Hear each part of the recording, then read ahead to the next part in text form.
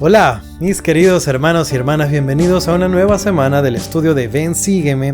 Esta semana estamos estudiando los capítulos 42 al 50 de Génesis. La semana pasada hablamos de cómo fue a dar a José, el hijo de Jacob, a Egipto, cómo fue a dar allá, por qué terminó en la cárcel, cómo hizo para salir de la cárcel a servir a Faraón como el segundo al mando de todo Egipto. Y fue realmente una historia increíble. Esta semana vamos a conversar acerca de su reencuentro con su familia, cómo fue, qué sentimientos hubo de por medio.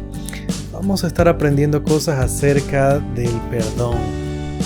Y pienso que este es un tema que nos atañe a todos. Yo soy Daniel Ampudialazo, este es el estudio de Ven Sígueme. Bienvenidos. Estamos cómodos estudiando en casa. Estoy feliz de que me reciban en su casa para estudiar en familia o de forma individual, y por eso estamos ahora un poquito más cómodos. Vamos a ir a Génesis capítulo 42 y vamos a empezar a notar qué era lo que estaba pasando. Ya hablamos de que iba a haber un periodo amplio, 7 años de mucha abundancia, pero que a esos años le iban a seguir años extremadamente difíciles. Ahora, pasó que, versículo 1, Génesis 42, y viendo Jacob que en Egipto había alimento, dijo a sus hijos: ¿por qué os estáis mirando? Y me gusta mucho este versículo porque me recuerda mucho la manera en la que los padres tratan a los hijos. No es una falta de respeto. Puede sonar, todo depende del tono, pero me parece, no sé, me dio hasta risa leerlo de esta manera, como Jacob se refiere a sus hijos. ¿Qué hacen mirándose si ya saben que en Egipto hay comida? Vayan a comprar. Entonces, no creo yo que lo haya hecho de forma ni grosera, ni tosca, ni vulgar, pero sí con la directriz de un papá. Él ya estaba bien entrado en años, entonces comisiona a sus hijos para esta misión. Entonces le dice que vayan, que lleven para comprar, porque ellos eran acomodados, tenían bastantes posesiones. Entonces fácilmente podían ir y comprar alimento que ya no se conseguía sino más, solo en Egipto. Ahora, versículos 3 y 4. Y descendieron 10 hermanos de José a comprar trigo a Egipto. Mas Jacob no envió a Benjamín, hermano de José, con sus hermanos, porque dijo: no sea que le acontezca algún desastre. La semana pasada hablamos cómo fue para Jacob un golpe duro enterarse de la noticia falsa, para que vean que no es ahora que hay la fake news. Ya en ese tiempo habían noticias falsas. Y para él fue muy doloroso lo que pasó o supuestamente pasó con José. Así que, siendo Benjamín el otro hijo de Raquel, aquella a quien él amaba profundamente, la que dijimos había sido su amor, la que él había escogido, y siendo que ella ya no vivía tampoco, lo que le quedaba de ella era Benjamín. Y él por nada del mundo quería que le pase nada, así que lo cuidaba mucho. Se nota en esto, no era que no le importaran sus otros hijos, sino que él tenía particular cuidado con que era la herencia de él y de su esposa amada. Ahora, fueron entonces estos hermanos para la tierra y vamos a ver lo que pasa. Vamos al versículo 6. Y José era el señor de la tierra, que le vendía a todo el pueblo de la tierra, y llegaron los hermanos de José y se inclinaron ante él rostro en tierra. Nosotros no alcanzamos a conversar mucho la semana pasada, pero una de las visiones que tuvo José, uno de los sueños que él tuvo cuando todavía era muchacho y todavía vivía con su padre y con sus hermanos, era una profecía de que 12 se inclinarían ante él. Y sus hermanos se molestaban con eso, pensando que tú nos vas a mandar, que tú vas a ser nuestro rey.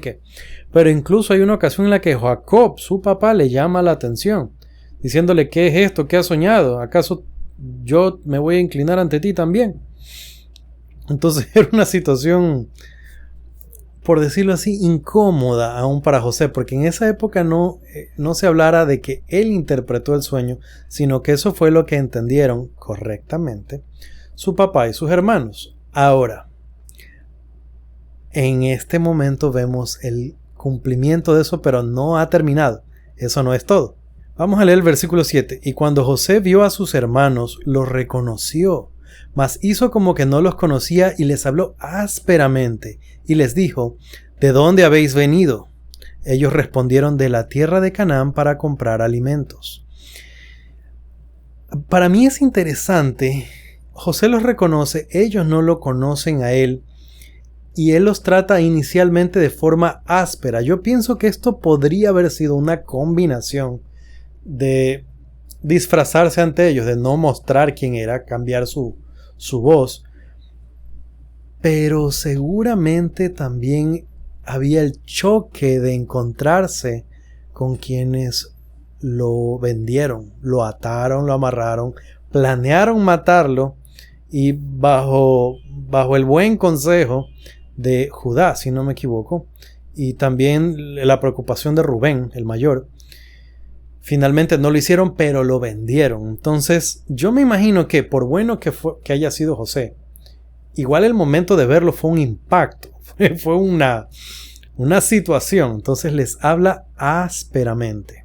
Ahora, alguien podría decir: ¿cómo no van a reconocer a su hermano? Permítanme recordarles que cuando ellos lo venden, él tenía 17 añitos, y ustedes podemos hacer este ejercicio en casa, de ver fotos de cuando nosotros éramos, antes de ser adultos, cuando éramos muchachitos, y vernos así con el cuello bien finito y la cara bien chupada y ser de pronto con más cabello.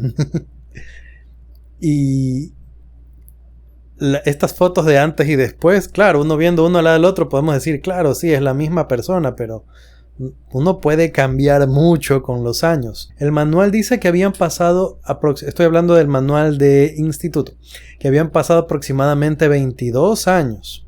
Así que podríamos calcular, así más o menos, que José tendría unos 39, 40 años. Entonces, la diferencia del muchachito vestido con la túnica de colores de su papá y de irse como esclavo, porque en su mente él se fue y debería estar por ahí trabajando en alguna casa, bien flaquito, mal cuidado. La diferencia de eso a ser un poderoso líder en la única nación que tenía comida en aquella época, no lo reconocieron. José entonces, como dice aquí, los trata ásperamente, pero rápidamente empieza a pensar, se acuerda de los sueños que había tenido hace muchos años, cuando los ve que se inclinan ante él. Tiene que haber sido un momento, yo no diría que emocionante, en otras ocasiones les digo emocionantes, pero en esta ocasión tiene que haber sido un cúmulo de muchos sentimientos, de muchas emociones distintas, muchas cosas pasando por su mente y su corazón. Pero entonces él se acuerda y les pregunta que quiénes son, que de dónde vienen, los empieza a acusar aún de espías. Y esto es, yo me imagino que él piensa rápido: ¿qué puedo hacer? ¿Dónde está Benjamín? Entonces les empieza a averiguar sobre su familia. Y entonces ellos empiezan a decir: no, nosotros éramos 2 hermanos, pero uno ya no vive, y otro se quedó con nuestro padre está muy mayorcito, entonces él no viajó con nosotros, no somos espías. Entonces José estaba haciendo estas preguntas más para saber qué tal su papá, dónde está su hermano directo de la misma madre, Benjamín. Él refuerza esto de que ellos son espías y los empieza a presionar más. Ahora ellos insisten y lo que hacen es que llegan a un acuerdo. José lo que quería, me imagino yo, era ver a su hermano, tal vez ver a su papá. Entonces, versículo 15, rápidamente dice: en esto seréis probados. Vive Faraón que no saldréis de aquí, sino cuando venga vuestro hermano menor aquí. Y ahí empiezan en la negociación y en el que sí, que no, que tú, que yo, y a tratar de ver cómo van a resolver los asuntos. Aquí hay varios versículos que a mí me hicieron considerar algunos de los sentimientos de estas personas. Vamos a leer 21 y 22. Y decían el uno al otro: verdaderamente hemos pecado contra nuestro hermano, porque vimos la angustia de su alma cuando nos rogaba, y no le escuchamos. Por eso ha venido sobre nosotros esta angustia. Entonces Rubén les respondió diciendo: ¿no os hablé yo y dije: no pequéis contra el joven, y no escuchasteis? He aquí, también se nos demanda su sangre. Si nosotros pensamos racionalmente las cosas, nada tenía que ver lo que ellos habían hecho con José con lo que les estaba pasando ahora en Egipto, que se los estaba seriamente acusando y amenazando. No tenía relación lo uno con lo otro, sin embargo, ellos se sentían culpables. Y lo mencionamos hace un momento, habían pasado 22 años y no lo superan, no superan ese sentimiento de culpabilidad. Yo estoy suponiendo que parte de ese sentimiento de culpa venía de ver a su padre y de ver lo que no tenía consuelo, de ver cómo sobreprotegía a Benjamín pensando en que no podía permitir que le vuelva a pasar algo así. Yo me imagino que ellos tienen que haber pasado una y otra vez por su mente cómo pudimos hacer esto. Lo que me gusta de esto es que podemos ver que hablando de cosas tan terribles que hicieron, ellos sabían que habían hecho mal y se sentían mal, y es una gran lección para nosotros, porque en el momento de la ira, en el momento del coraje, en el momento del furor, nosotros tomamos malas decisiones. Si ellos se hubieran detenido a pensar cómo nos vamos a sentir después si hacemos esto, tal vez no lo hubieran hecho. De la misma forma, nosotros, cuando estamos en el momento del coraje, cuando tenemos mucha ira, mucha molestia, cuando algo nos fastidia, haremos bien en detenernos y pensar bien lo que vamos a hacer, lo que vamos a decir y a tener cuidado, porque podrían pasar más de 20 años y sentirnos culpables por lo que hicimos. Ahora, de forma particular, veo aquí lo que dice Rubén. He aquí también se nos demanda su sangre. Él era el mayor. Había cometido otros errores, pero este era el que lo tenía mal. Como les decía, nosotros deberíamos considerar seriamente lo que hacemos antes de meter la pata, antes de cometer el error. Y yo les estuve hablando de la ira, pero al igual que conversamos la semana pasada, estas cosas se aplican no solamente al mandamiento preciso de ellos, sino a cualquiera. Podemos hablar lo mismo, por ejemplo, acerca de la ley de castidad. En el momento en el que la sangre está en ebullición y las ganas abundan y uno está, por malas situaciones de la vida, se encuentra solas con la otra persona y no están casados, no es el tiempo o no es la pareja, peor todavía. Tenemos que pensar, detenernos un momento y pensar cuánto sufrimiento nos va a traer en adelante el error que cometamos. Y mientras más feo es el error, más dura es la carga. Ahora, ellos conversaban de todas estas cosas y pensaban que José, que no sabían que era José, no les entendía lo que estaban hablando, porque estaban hablando su idioma, no en egipcio. Entonces, pero José entendía. Y el versículo 24 dice, y se apartó José de ellos y lloró. Después volvió a ellos y les habló y tomó de entre ellos a Simeón y le ató a la vista de ellos. Estos son los versículos que a mí me ponen sensible. José, escuchando de todas estas cosas, escuchando a sus hermanos arrepentidos, no aguanta, no soporta y se va corriendo, así como se fue corriendo de la mujer de Potifar, pero esta vez no era para guardar los mandamientos, sino para controlar sus sentimientos, y llora.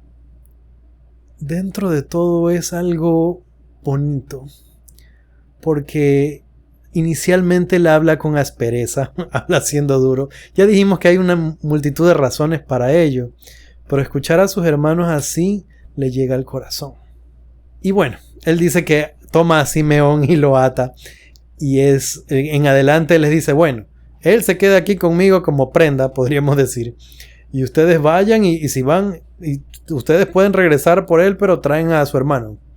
Quiero conocer al hermano y así vamos a saber si es verdad la historia que me dicen y si ustedes no son espías, que obviamente era una forma de tener palanca para poder ver a su hermano.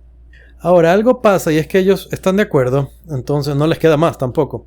Van de regreso y en el camino uno de ellos abre los paquetes que tenía para darle de comer a su camello y se da cuenta que les habían entregado comida, ellos habían pagado por la comida, pero el dinero se los habían, por órdenes de José, vuelto a poner en los sacos. Cuando ellos ven eso se asustan terriblemente porque dijeron, ¿qué es esto? ¿Quién nos hizo esto? Ahora sí nos van a matar. Ahora sí nos van a hacer esclavos o nos van a matar o alguna cosa porque se nos ha devuelto el dinero y van a decir que nosotros subimos a Egipto a estafarlos. Entonces se asustan mucho y en esas condiciones les toca regresar a su padre. Ahora ellos llegan, cuentan a su papá todo lo que había pasado, le vacían todos sus sacos y se dan cuenta que todo el dinero les fue devuelto. Y vamos a leer 36 y 38. Entonces su padre Jacob les dijo: me habéis privado de mis hijos, José ya no existe y Simeón no está más, y a Benjamín le llevaréis. Contra mí son todas estas cosas. Vamos a hacer una pausa ahí. Fíjense cómo él dice: me habéis privado de mis hijos. Pero solamente se había quedado Simeón. Esto a mí me indica que Jacob culpaba a sus demás hijos porque José ya no estaba. De alguna manera, él intuía, suponía, o al menos pensaba que no lo habían cuidado como deberían haberlo hecho, pero él los tenía a ellos como responsables. Tal vez había notado su carga, su culpa, como ellos trataban de consolarle y cosas así. No sabemos, no tenemos los detalles, pero esto sí sabemos. Me habéis privado de mis hijos. Y me parece lo que dice al final me duele. Contra mí son todas estas cosas. Hombre tan grande, profeta de Dios. Hablamos de eso bastante la semana pasada. Era un gran hombre y le pasaban todas estas cosas terribles. Rubén trata de convencer a su papá. Le dice: yo me voy a hacer responsable por el muchacho. Está hablando de Benjamín. Mira que si no te lo traigo, tú puedes hacer matar a mis 2 hijos. Y obviamente que iba a querer un abuelo matar a sus 2 nietos. Y yo creo que no era realmente lo que estaba haciendo entender Rubén, sino que le estaba diciendo, estaba tratando de hacerse responsable. Miren que dice mis 2 hijos, porque él se sentía culpable por lo que le había pasado a José y sería responsable por cualquier cosa que le pudiera pasar a Benjamín. Entonces es más no es un trato en sentido literal, sino que él decía que él estaba dispuesto, que él no iba a permitir que vuelva a pasar eso y que él estaba dispuesto a perder a sus 2 hijos si era verdad que le hacía a su papá perder 2 hijos. Ahora, el papá dijo absolutamente no. No se van a llevar a Benjamín. Y cita lo mismo que habíamos leído la semana pasada, que él decía que descendería al Seol, que mencionamos brevemente que es el mundo de los muertos, el inframundo, y que él descendería con dolor allá a buscar a su hijo. Él lo menciona otra vez, que ahora sí se iba a morir de la pena. Entonces queda hasta ahí el asunto, pero con el pasar de los días se les acaba la comida, se les acaban las raciones que habían comprado. No sé exactamente cuánto tiempo habrá pasado. Vamos ya al capítulo 43. Y el hambre era grande en la tierra, dice el versículo 1, así empieza. Entonces se terminaron las raciones y empieza otra vez la pugna de ale para acá, ale para allá. Papá con hijos, el papá diciéndoles vayan a traer comida. Y los hijos, ese hombre era malo. Fue bien serio y bien duro con nosotros y nos dijo que no nos iba a dar nada si no íbamos con nuestro hermano. Entonces lo que los hijos le decían es: danos a Benjamín y nosotros vamos a comprar. Y el papá: no, se van así nomás. Y ellos: no, que sin Benjamín no nos van a dar nada. Por último nos vamos a quedar allá todos. Entonces, lo interesante, y una de las cosas, otra vez, de esas cosas que uno lee y duele, es que el papá les dice: ¿por qué me hicieron este mal de decirle a este hombre que tenían otro hermano? Y entonces ellos eran: papá, ese hombre nos preguntó y nosotros que íbamos a estar diciendo mentiras si nos estaban acusando de espías y ya quién sabe qué más nos iba a pasar. Él nos preguntó y nosotros dijimos. Versículo 8, 9 y 10. Entonces Judá dijo a su padre Israel: envía al joven conmigo y nos levantaremos e iremos a fin de que vivamos y no muramos nosotros, ni tú, ni nuestros niños. Yo seré su fiador, a mí me pedirás cuenta de él. si yo no te lo vuelvo a traer y lo pongo delante de ti, seré para ti el culpable todos los días. Pues si no nos hubiéramos demorado, ciertamente ahora hubiéramos ya vuelto 2 veces. ¿Por qué razón Judá está tan comprometido ahora sí? ¿Por qué está tan decidido a resolver las cosas y a convencer a su padre? Yo noto aquí varios detalles, pero el primero es que él fue el que propuso vender a José. Y como habíamos dicho, esa carga, ese sentimiento, esa culpabilidad, ya él una vez fue, tal vez le salvó la vida porque lo querían era matar. Y él dijo, no, mejor vendámoslo, pero esta vez él hizo más por su hermano. Esta vez él estaba dispuesto a más. No solamente ya, no se enojen, no lo maten, vendan, pero no lo maten. Había aprendido su lección. Y ahora él era responsable. Yo seré su fiador.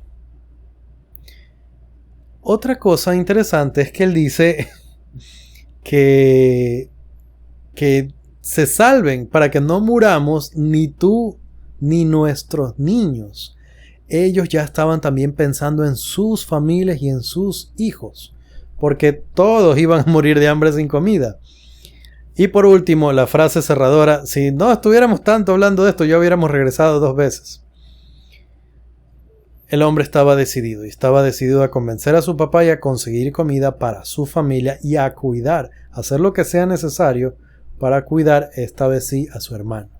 Vamos al 14. Dice, y el Dios omnipotente os dé misericordia delante de aquel hombre y os suelte al otro hermano vuestro y a Benjamín, y si he de ser privado de mis hijos, que así sea. Jacob da permiso, les dice, está bien, háganlo, es verdad, si no, o se queda aquí seguro entre comillas, pero se mueren él y los niños, se mueren todos, o se lo llevan y tal vez regresan, tal vez no regresen. Yo percibo en este versículo que Jacob está muy triste por todas las cosas que están pasando y ya tal vez con algo de depresión, no sabemos. Y si he de ser privado de mis hijos, que así sea. Lo percibo ya incluso un poco derrotado. Yo me lo imagino ya viejo, no pudiendo él ir y hacer las cosas que hizo cuando era joven, cuando tuvo que enfrentarse a su hermano y otras cosas así. Ahora, no va solo Judá, van todos otra vez y van, y parte de lo que ellos habían hecho es que llevaron el dinero de la primera compra, el que se los habían devuelto, y llevaron más dinero para la nueva compra. Y llegaron directo otra vez, estaban ya mentalizados en vamos a decir él es Benjamín, por favor, no somos espías, aquí está la primera plata, aquí está la segunda plata, tenemos todo el dinero completito, solo queremos comida, por favor.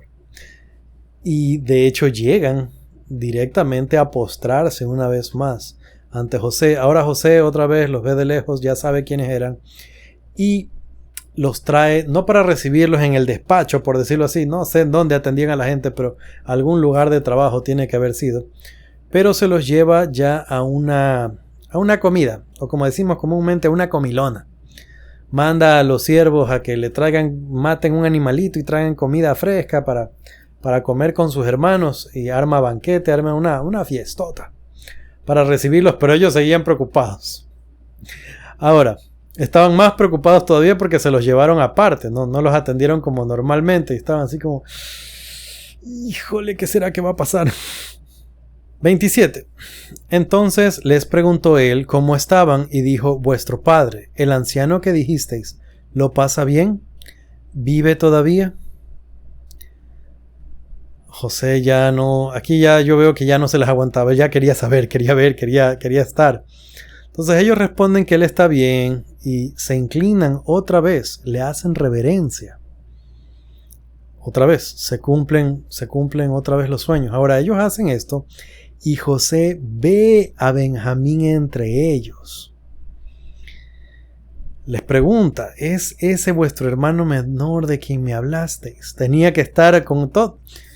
No sé la desesperación que me da a mí de andar con estos juegos, de andar diciendo tantos cuentos y tantas cosas. Versículo 30. Entonces José se apresuró, porque se conmovieron sus entrañas a causa de su hermano, y buscó dónde llorar, y entró en su cámara y lloró ahí. Imagínense la emoción que sintió en ese momento. Pero todavía era como que estaba tratando de reprimir esas emociones, todavía no salía de este disfraz, podríamos decir, de egipcio. Dice en adelante que él se lava su rostro y sale.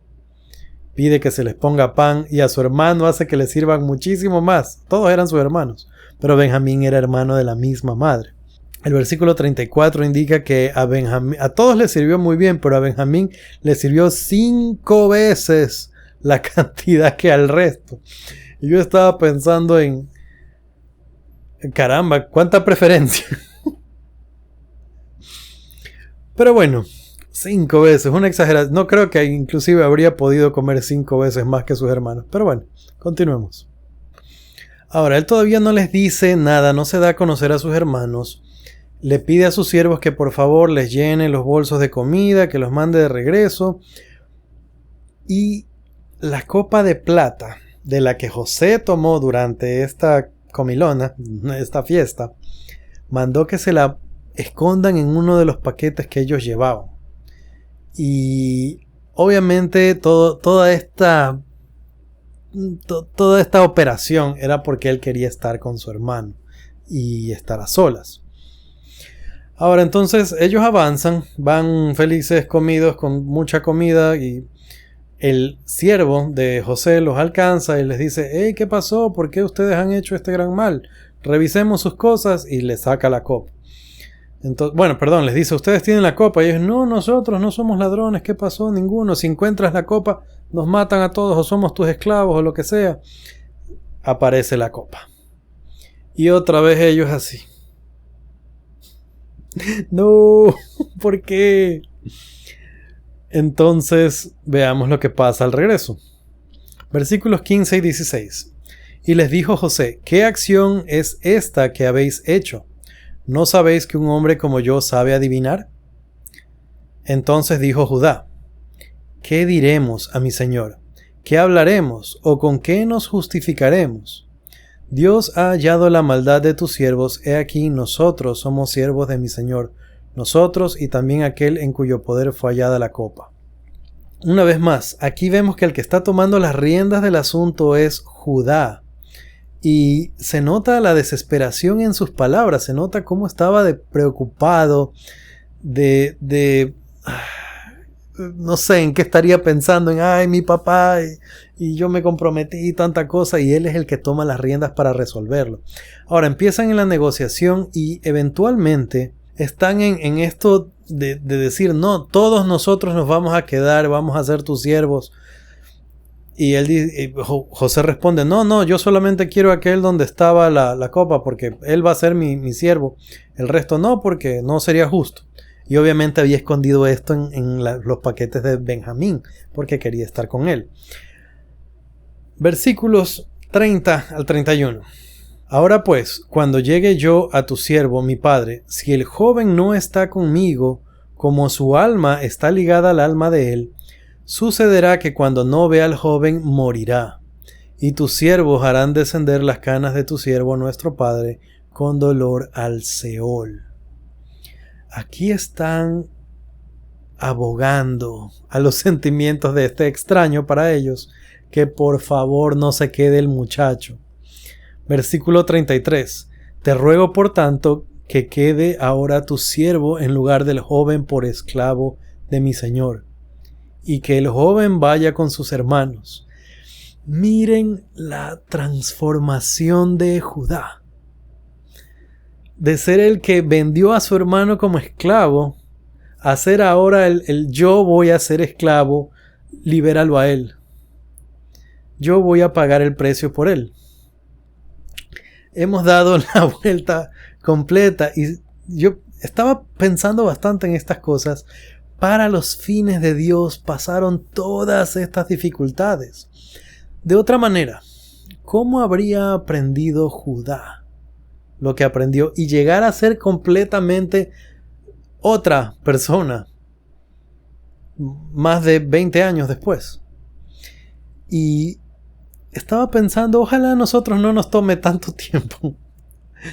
Y ojalá no sean cosas tan duras las que nos tengan que pasar para aprender. Pero dentro de todas las dificultades, iban ellos no solo a pesar de las dificultades, sino por causa de estas dificultades, convirtiéndose en algo más, en algo mejor. Y nosotros podemos pensar lo mismo de las dificultades que hay en nuestra vida, que nos pulen, que son el fuego de la aflicción, pero que nos retiran las impurezas. Salimos de ello para ser más, para ser alguien mejor. Ahora, para este momento las cosas se ponen ya emocionantes. Vamos a ir al siguiente capítulo, el 45, versículos 1 y 2. No podía ya José contenerse delante de todos los que estaban al lado suyo y clamó: haced salir de mi presencia a todos. Y no quedó nadie con él al darse a conocer José a sus hermanos. Entonces se dio a llorar a gritos, y oyeron los egipcios, y oyó también la casa de Faraón. ¿Se imagina esa situación? Él hace salir a todos se refiere a los egipcios, se quedaron solamente él y sus hermanos, y él llora y grita, ya no soportaba más este acto que estaba haciendo para quedarse solamente con Benjamín. Ya, yo me imagino que viendo el amor de Judá y lo que Judá estaba dispuesto a hacer por su hermano, tiene que haber sido un montón de sentimientos revolcados ahí. No sé, me emociona solamente de pensar en todo eso. Cuando él se da a conocer, lo primero que hace, después de todos estos gritos, es preguntar por su papá. Y dicen las escrituras que ellos estaban tan asombrados, confundidos, que no sabían ni cómo responderle ni qué decirle. Ahora José dice: acérquense, y les dice: yo soy José, yo soy el que vendieron a Egipto. Y me los imagino a ellos todavía bien confundidos. Versículo 5. Ahora pues no os entristezcáis ni os pese haberme vendido acá, porque para preservación de vida me envió Dios delante de vosotros. Y aquí es evidente que José no solamente que ya no tiene rencor por sus hermanos, sino que mucho más allá de eso, no quiere que se sientan mal. Fue contra él que hicieron estas cosas. Fue a él al que le hicieron daño. Fue él el que se convirtió en esclavo. Fue él el que después fue un encarcelado, un prisionero. Pero él quiere que sus hermanos, su preocupación es no se sientan mal. Dios nos salva a todos por causa de lo que ustedes hicieron. Y qué madurez espiritual y emocional llegar a ese punto en el que su mayor preocupación era que sus hermanos no se sientan mal. Hemos aprendido del gran ejemplo de José, con muchos sentimientos por en medio, con mucho sufrimiento, con muchas cosas, su capacidad para perdonar, para amar y para ir aún más allá, decir a sus hermanos: por favor, no se sientan mal. Qué grandes lecciones recibimos de este increíble profeta de Dios. Muy bien, mis queridos hermanos y hermanas, hasta aquí por hoy. La historia no termina, aún hay cosas emocionantes de las que tenemos que hablar.